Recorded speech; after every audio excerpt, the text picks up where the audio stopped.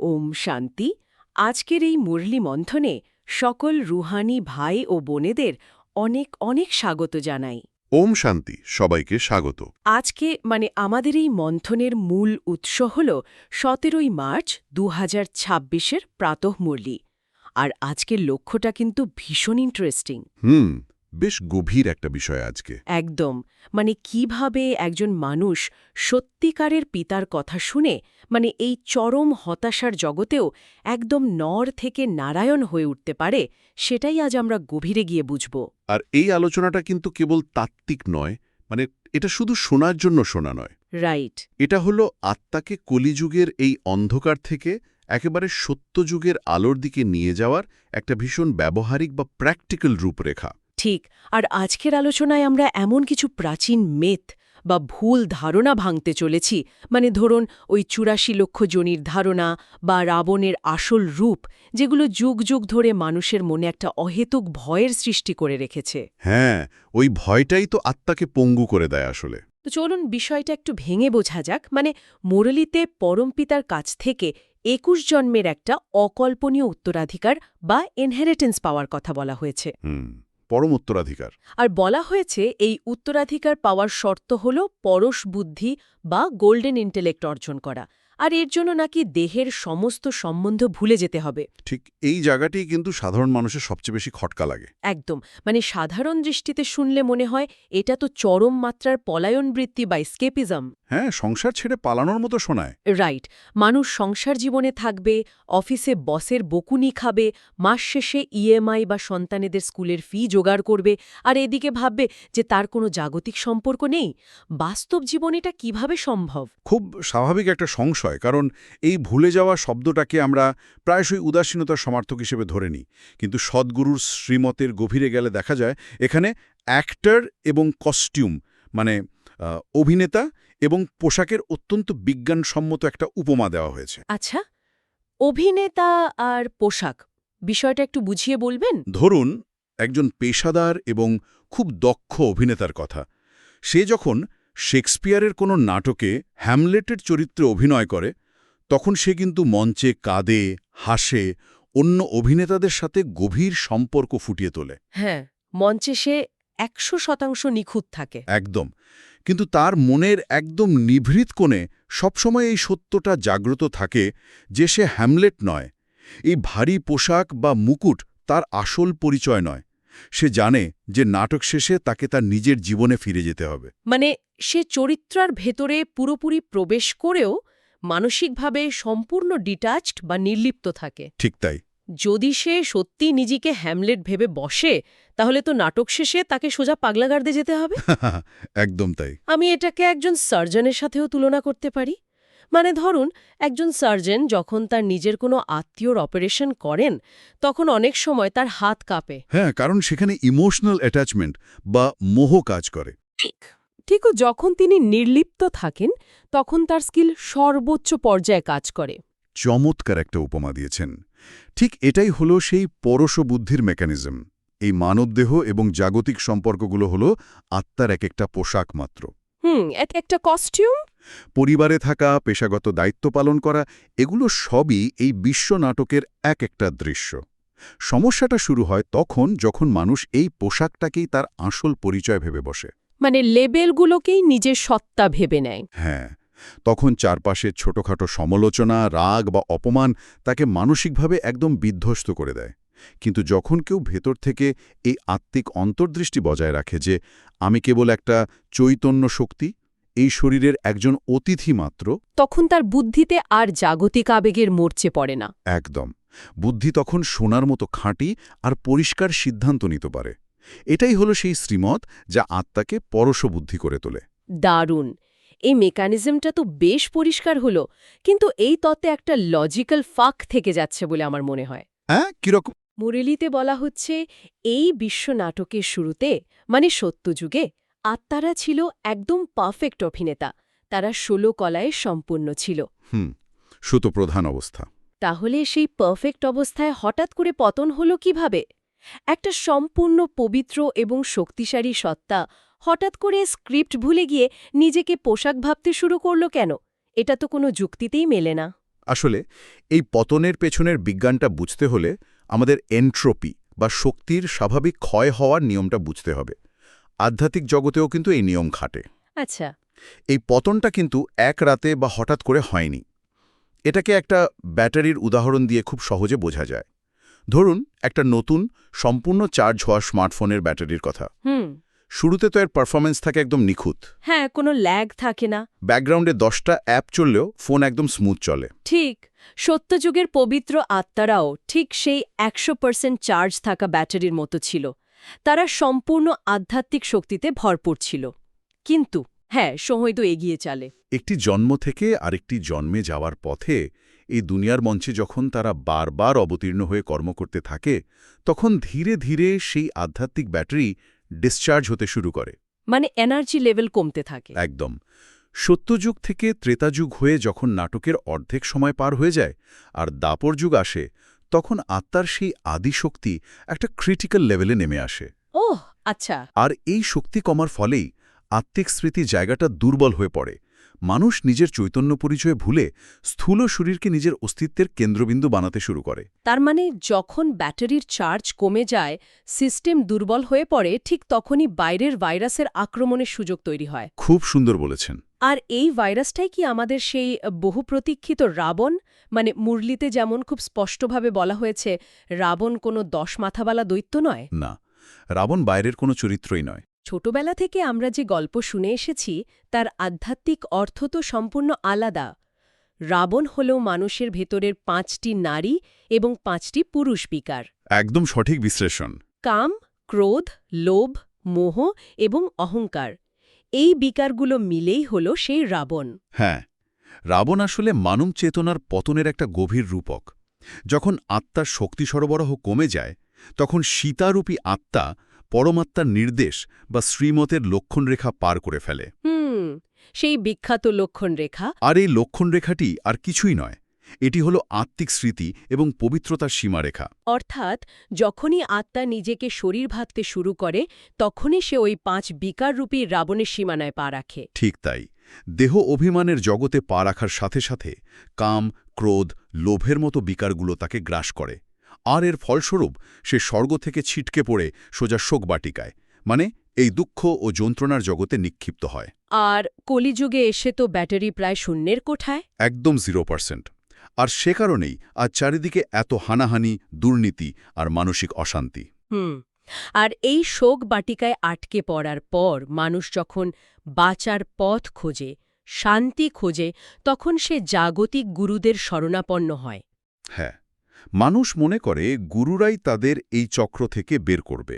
মানুষ তীর্থে তীর্থে ঘোরে, মন্ত্র জপ করে, হাজারো আচার অনুষ্ঠান পালন করে, কিন্তু মুরলি অত্যন্ত স্পষ্টভাবে বলছে যে কোনো মানুষের গুরু কখনো মানুষকে সত্যিকারের সদ্গতি বা মুক্তি দিতে পারে না।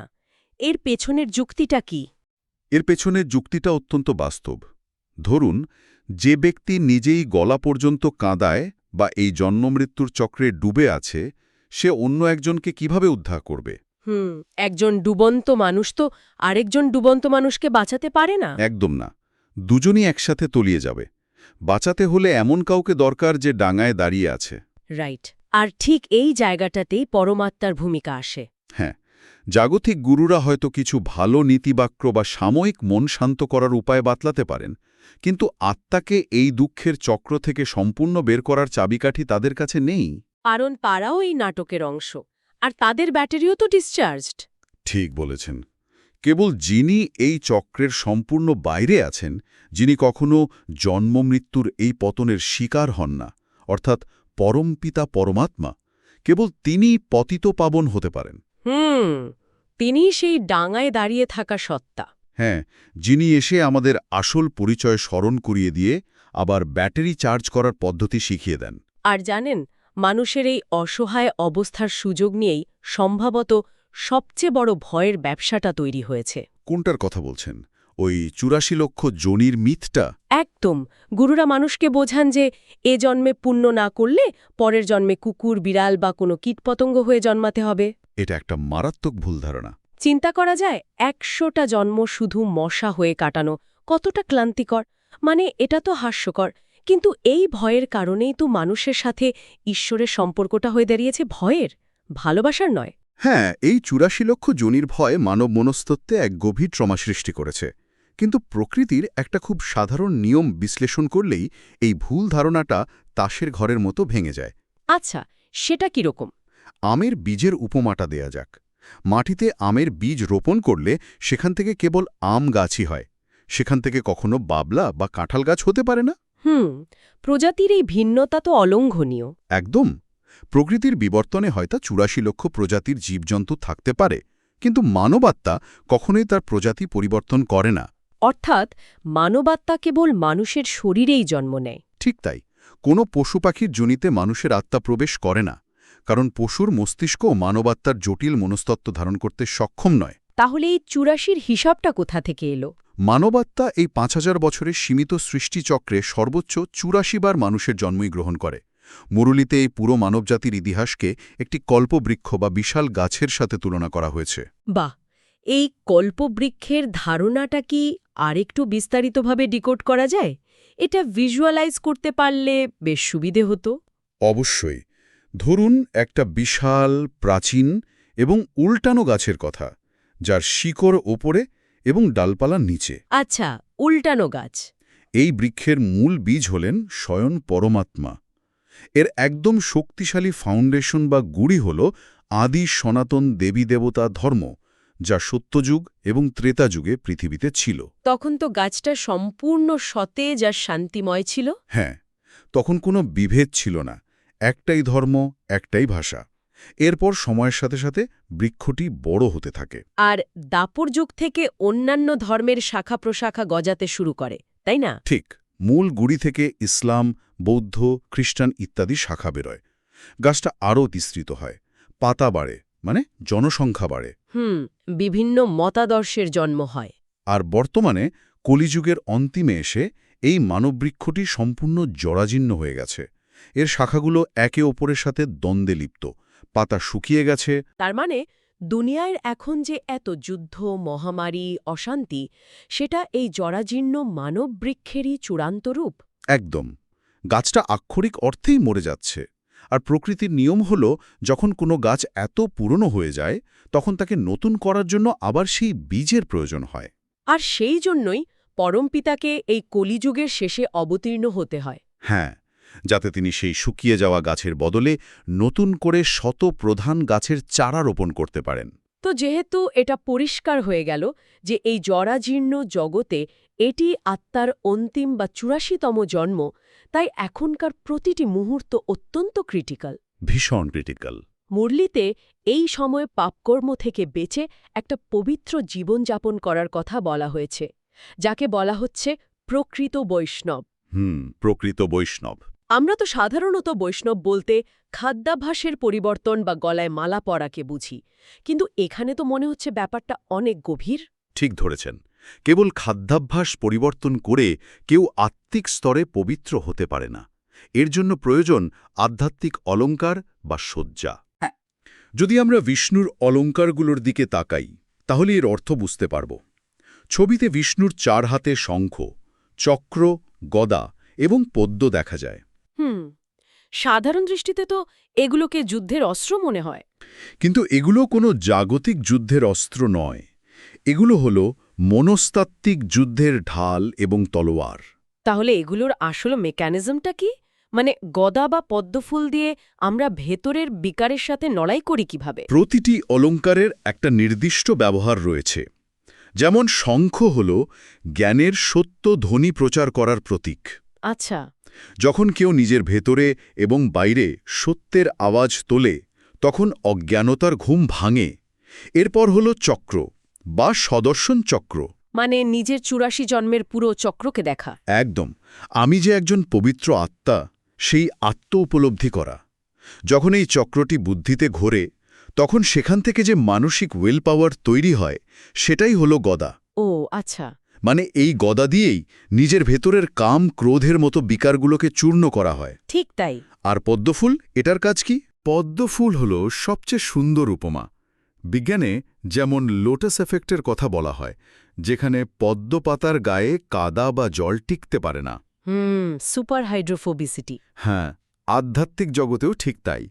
এই কলিযুগের কাদার মধ্যে সংসার জীবনে থেকেও ভেতরে ভেতরে পরমাত্মার সাথে যুক্ত থাকার যে মাইক্রোস্ট্রাকচার তৈরি হয়, সেটাই আত্মাকে সম্পূর্ণ নির্লিপ্ত এবং পবিত্র রাখে। একদম।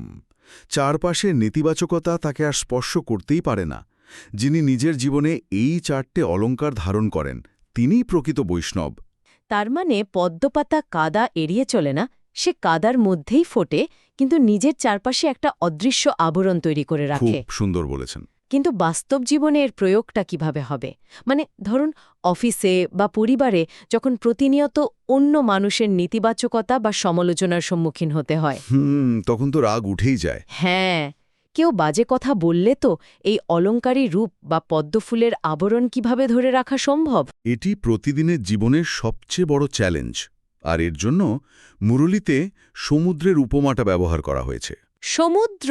হ্যাঁ, সমুদ্র যেমন চারপাশে সব ময়লা বর্জ্য নিজের ভেতরে ধারণ করেও চিরকাল শান্ত থাকে, তেমনি আমাদের মৌনতার শক্তিতে অপরের নেতিবাচকতাকে শুষে নিতে হবে। কিন্তু এটা তো বলা সহজ, করা তো ভীষণ কঠিন।